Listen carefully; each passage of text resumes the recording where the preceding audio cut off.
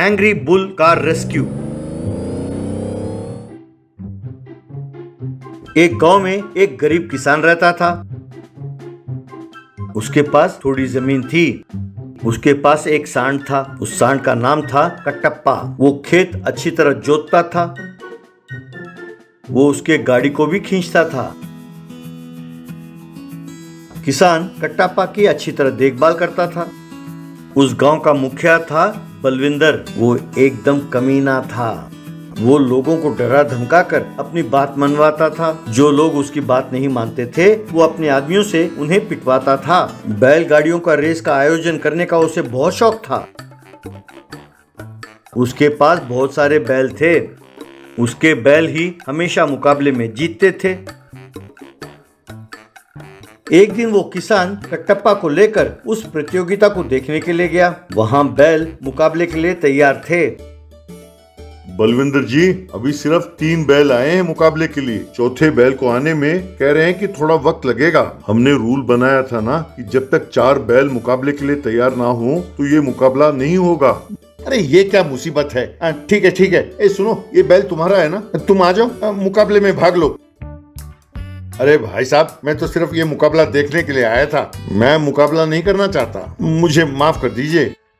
अरे ये सब तो मैं जानता हूँ। हम जानते हैं कि तुम्हारा बैल ये मुकाबला नहीं जीत सकता। बस आकर मुकाबले में भाग लो वरना पिटोगे। देखो, ये तो यूं बोल रहा है जैसे इसका बैल ये मुकाबला जीत जाएगा। तब सब जोर से हंसने लगे। तब उस किसान ने कटप्पा को एक बैलगाड़ी से बांध दिया। मुकाबला शुरू हुआ।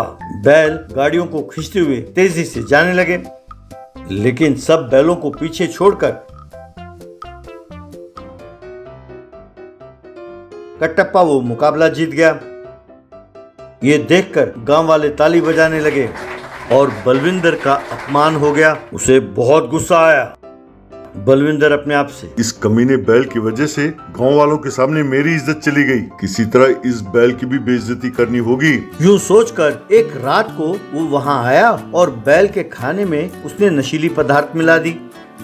उसे खाकर अगले दिन वो बैल पागल हो गया। उसने तुरंत किसान को सींग मारा तो किसान दूर जाकर गिरा। वो बैल पागल होकर गांव भर में दौड़ने लगा। जो रास्ते में आता उसे सींग मारने लगा। ऑटो, ट्रैक्टर, कार, जो सामने आता उसे वो बैल सींग मारकर गिरा देता। बाद में बेचारा वो घर लौटकर नीचे गिरा और सो गया। गांव वाले आए और किसान को गाली देने लगे। बाद में किसान ने कटप्पा को खूब गाली दी। अरे तुम्हें हो क्या गया कटप्पा, ये कर क्या रहे हो तुम ऐसे बर्ताव क्यों कर रहे हो? तुम्हारे वजह से गांव वाले मुझे गाली दे रहे हैं। लानत है। यूं वो डांटने लगा तो बेचारा बैल करके चिल्लाने लगा। एक दिन फिर से बलविंदर आया और वो नशीली दवाई मिलाकर चला गया। कटप्पा फिर से गांव में गया और सब कुछ तहस नहस करने लगा।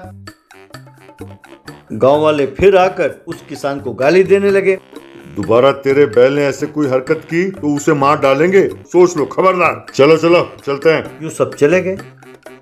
बाद में वो किसान डंडा लेकर कटप्पा को मारने ही वाला था कि अचानक वो रुक गया। अरे तुम ये सब कर क्या रहे हो? क्या हो गया तुम्हें? तुम्हें मारने का जी नहीं करता? मुझे समझ नहीं आता कि मैं तुम्हें क्या कहूँ। लानत है। कहकर वो डंडा फेंक कर चला गया।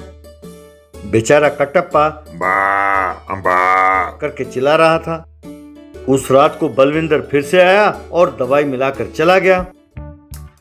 अगले दिन फिर कटप्पा गांव भर में तहस नहस करने लगा। ये देखकर बलविंदर जोर से हंसने लगा। तभी उसे फोन आया। ये फोन उसके पत्नी ने किया था और उस कार में उसके बच्चे भी थे। वो चिल्लाने लगी, अजी सुनिए, कार का ब्रेक अचानक फेल हो गया। हमने अभी अभी गांव में प्रवेश किया है। मुझे डर लग रहा है, पता नहीं किससे जाके टकराएंगे। मैं तो ये भी नहीं जानती कि हम जिंदा बचेंगे कि नहीं। कहकर जोर से चिल्लाने लगी। तभी उसे उनकी कार नजर आई। वो तेजी से एक गड्ढे की ओर जा रही थी। तभी कटप्पा ने उस गाड़ी को देखा और तेजी से आकर उसे टकराया। वो गाड़ी गड्ढे में गिरने के बजाय वहीं रुक गई। ये देखकर बलविंदर बहुत खुश हुआ। फिर लोग डंडे लेकर कटप्पा को मारने आए। तब बलविंदर ने उन सबको रोका। उसके बाद उसने गांव वालों और उस किसान को जो कुछ किया उसने सब बताया और उन सब से उसने माफी मांगा।